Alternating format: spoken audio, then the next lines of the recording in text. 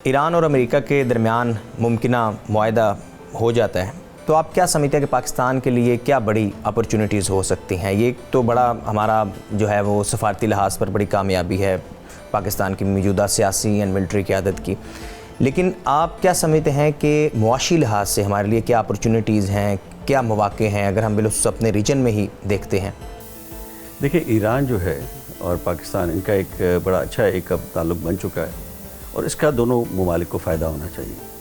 اب اس وقت بھی آپ دیکھیں کہ اس وقت جو ہمارے ریجن میں سب سے قریب ہمارے پاس انرجی کا ہب ہے وہ ایران ہے، چاہے ہم کروڈ آئل لینا چاہیں، چاہے ہم پیٹرولیم پروڈکٹس لینا چاہیں، ڈیزل یا پیٹرول، یا پھر ہم گیس کی جو وہاں سے لینا چاہیں، تو اس وقت ہماری گیس LNG کے ذریعے آ رہی ہے قطر سے، اور آپ کو پتہ ہے کہ ہمارا ایک پائپ لائن کا معاہدہ ان سے پرانا ایک پینڈنگ ہے۔ امریکہ کی سینکشنز کی وجہ سے ہم نہیں کر سکے، لیکن اب اس کو اگر ہم کرنے چاہتے ہیں تو بہت سے ماہرین کا یہ کہنا ہے کہ اس کے اندر جو ریٹس رکھے گئے ہیں وہ ہمیں شاید فائدہ نہیں دیں گے، تو ہمیں ایک دفعہ ری نیگوشیٹ بھی کرنی پڑے گی۔ تو اس وقت وہ پوزیشن ہے کہ جب ایک جو آپ کا بھائی چارہ اتنا اچھا ہے کہ آپ ری نیگوشیشن کی بات بھی کریں گے تو ہمیں ایرانی قیادت سے اس میں مدد ملے گی۔ اس کو فوری طور پہ ہمیں آئی ایم شیور کہ اس کے اوپر کام ہو رہا ہوگا، تو اس کو فوری طور پہ ہمیں فائنلائز کرنا چاہیے۔ تو گیس کا ہمارا جو، اور پھر LNG کے جو ہمارے معاہدے، اس وقت قطر کے ساتھ بھی آپ کے تعلقات بہت اچھے ہیں، تو قطر کے جو ہم نے معاہدے کیے ہوئے جس میں ہمارے پاس مینڈیٹری ہم نے لینی ہے ان کے ساتھ LNG، وہ ان سے ہم معاہدوں میں اپنے لیے نرمی کر لیں کہ ہم کم سے کم LNG امپورٹ کریں اور زیادہ سے زیادہ پائپ لائن کے ذریعے ایران سے لیں، تو وہ ہمیں بہت سستی پڑے گی، نمبر 1۔ نمبر 2، ہمارے جو پیٹرولیم پروڈکٹس ہیں وہ اس وقت ساری دنیا سے آ رہے ہیں، وہ اگر پائپ لائنس کے ذریعے یہاں سے آ جائیں تو اس میں بھی ہماری جو فریٹ کی کاسٹ کافی ہم بچا سکتے ہیں، تو پیٹرولیم پروڈکٹس ہمیں پاکستان میں وہ سستی ملیں گی۔ تیسرا، ہم ریفائنریز کے لیے کافی عرصے سے کوشش کر رہے ہیں عرب کنٹریز کے ساتھ، تو اگر وہ ریفائنریز ہم لگا لیتے ہیں اور وہ ایران کے آئلس کے کروڈ آئل کے ساتھ، تو وہ بھی ہم ریفائنریز، پیٹرو کیمیکلز، اس طرح بے شمار ایسی چیزیں ہیں جہاں پہ پاکستان اپنے اربوں ڈالر کے سالانہ بچت کر سکتا ہے جو امپورٹ بل میں ہماری ہے۔ تو اس لیے میرا اپنا خیال ہے کہ پاکستان کو یہ فائدہ ہوگا۔ دوسرا، ایران کو یہ فائدہ ہوگا کہ پاکستان کے پاس ایک بہت بڑا ایگریکلچر بیس ہے۔ ایران بہت ساری اپنی ایگریکلچر پروڈکٹس کو،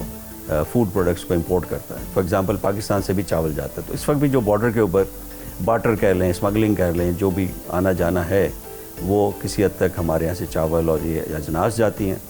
اور وہاں سے یہ پیٹرول اور ڈیزل وہاں سے آتا ہے۔ یونس صاحب، اب لاسٹ میرا کویشچن ہے، کیونکہ آپ policy research and advisory council کے چیئرمین بھی ہیں، جیسے چائنا کو ہم نے دیکھا کہ چائنا ایک کنسسٹنسی کے ساتھ ایک لانگ ٹرم پالیسی کے اوپر چلا اور چائنا نے وہ حاصل 1 صدی میں 100 سال میں کر لیا جو کہ شاید مغرب یا امریکہ صدیوں میں حاصل نہیں کر سکا۔ پاکستان میں انڈسٹریل گروتھ کے لیے، پاکستان میں ایکسپورٹ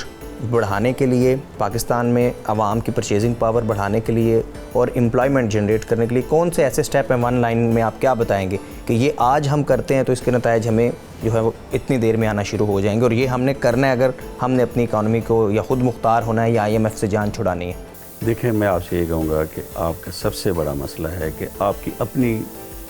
ہوم میڈ پالیسی کوئی نہیں۔ سب سے پہلے کام شروع یہ کریں کہ اپنی ایک گھر کے اندر بیٹھ کے اپنی ایک ہوم میڈ انڈیجنس پالیسی بنائیں، ایک اکنامک پلان بنائیں اور اس اکنامک پلان کے تحت ساری پالیسیز بنائیں۔ اور آپ یہ دیکھیں نا، میں آپ کو ایک چھوٹی سی مثال دیتا ہوں اگر آپ کے پاس وقت ہے۔ 1990s میں چائنا، ویتنام، بنگلہ دیش، انڈیا، ان سب کا جو GDP ہے نا پر کیپٹا، وہ آپ سے کم تھا، سب کا آپ سے کم تھا۔ آپ سب سے اچھا کر رہے تھے، ایکسپورٹس آپ کی ویتنام سے زیادہ تھی، ایکسپورٹ آپ کی بنگلہ دیش سے زیادہ تھی، اور انڈیا کے بھی 1/3 تھی تقریباً۔ آج وہ سب ایکسپورٹس میں کہیں نکل گئے، ان کا GDP کہیں نکل گیا۔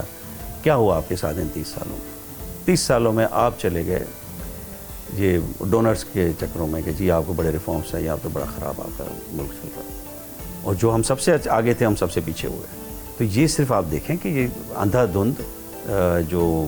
IMF، ورلڈ بینک، یہ جتنے بھی ڈونرز ہیں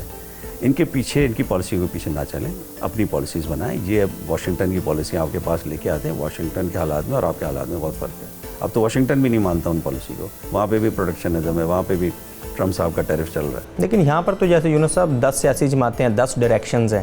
ہر 6 مہینے بعد ایک نئی پالیسی نظر آ جاتی ہے، تو جیسے آپ نے کہا کہ ہم 30 سالوں میں بالکل بد سے بدتر ہوئے، تو پھر یہ ابھی تک تو کوئی ایسے آثار نظر نہیں آ رہا۔ بالکل آپ صحیح کہہ رہے ہیں، اس وقت بھی ہم صرف ایڈاکزم پہ چل رہے ہیں۔ ہم نے اگلا سال نکالنا ہے, ہم نے IMF کی قسط لینی ہے, ہم نے یہ کرنا ہے کہ IMF کی قسط مل جاتی ہے, بس یہ ان کا ایک ٹارگیٹ ہے. اب جو ملک جس کی معاشی ٹیم IMF کی قسطیں لینے کے چکر میں جو ہے نا اپنی پالیسی کو آگے پیچھے کر دے, اپنے پلانس کو چھوڑ دے, اور آپ کا کوئی بھی ملک کا مفاد یا آپ کا جو, تو اس میں آپ دیکھیں نا, آپ نہ صرف یہ کہ اکنامک سارے, بلکہ آپ پاورٹی میں کہاں پہنچ گئے, آپ کی جو ہیومن ڈیولپمنٹ انڈیکس کہاں پہنچا ہے, آپ کی پروڈکٹیوٹی آف لیبر بالکل نیچے آ گئی. پہلے آپ سب ساتھ تھے, آپ ان سے کہیں پہ کچھ لوگوں سے آگے بھی تھے ان سب چیزوں میں, جن چیزوں کا میں نام لے رہا ہوں, ان سب چیزوں میں آپ بہت نیچے آ گئے, کیونکہ یہ جن پالیسیز کو آپ کو بتاتے ہیں ریفارمس کے نام پہ, وہ آپ کے ریفارمس نہیں, وہ آپ کی تباہی ہے. آپ کی انڈسٹری بند ہو گئی, آپ کی ڈی انڈسٹریلائزیشن ہو گئی, یہی ساری جیسی قسم کی ٹیرف پالیسیاں جو آج کل ہم لے کے چل رہے ہیں. خدا کے واسطے اپنے ملک کے لیے سوچنا شروع کریں, تھوڑا سا اپنے اوپر اعتماد کریں کہ آپ بھی اچھی پالیسیز بنا سکتے ہیں. ہمارے ملک میں یہ اعتماد بہت کم ہے, وہ باہر سے آگے جو کہہ دیتا ہے وہ کہتے ہیں بس یہ. سبسکرائب کریں اور بیل دبائیں تاکہ کوئی خبر رہ نہ جائے.